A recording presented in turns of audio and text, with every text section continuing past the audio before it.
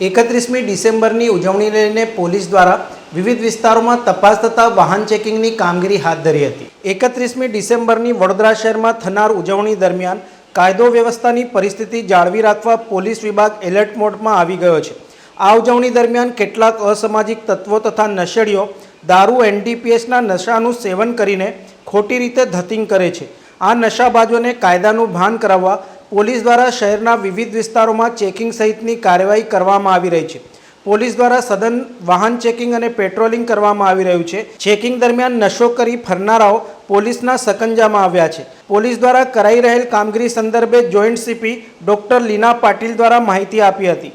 31મી ડિસેમ્બરને લઈને પોલીસ સુસજ્જ છે।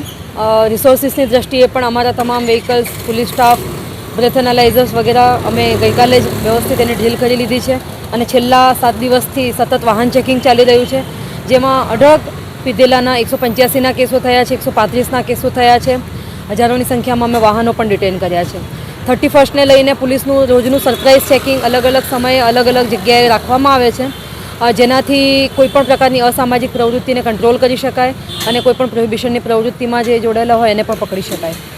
વડોદરાની જનતાને અમારો ખાસ સંદેશો એ જ છે કે 31સ્ટની ઉજવણી કરીએ, ખૂબ જ હર્ષોલ્લાસથી નવા વર્ષને વધાવીએ, પરંતુ સાથે સાથે કાયદાનું પાલન પણ કરીએ અને કાયદાની મર્યાદામાં રહીને ઉજવણી કરીએ, જેમાં પ્રોહિબિશનની ગેરકાયદેસર પ્રવૃત્તિથી દૂર રહીએ, કોઈપણ એવી પાર્ટીમાં પાર્ટિસિપેટ ન કરીએ કે જ્યાં દારૂનું સેવન કરવામાં આવતું હોય અને કોઈપણ એવા જગ્યાએ ન જઈએ કે જ્યાં મહિલાઓ માટે તો ખાસ હું કહેવા માગીશ કે જ્યાં સેફ ન ફીલ થતું હોય। આમ તો અમારી શી ટીમ સતત ખડે પગે છે, અવાવરું જગ્યાઓ ચેક કરશે, મહિલાઓની જ્યાં મોટાભાગે સંખ્યા હશે ત્યાં પણ અમારી શી ટીમની બહેનો જઈને એમને કોઈ મદદની જરૂર હશે તો મદદ કરશે, પરંતુ છતાં પણ આવું કંઈ પણ હોય તો તાત્કાલિક 100 નંબર ડાયલ કરીને પોલીસની મદદ પણ માગી શકીએ।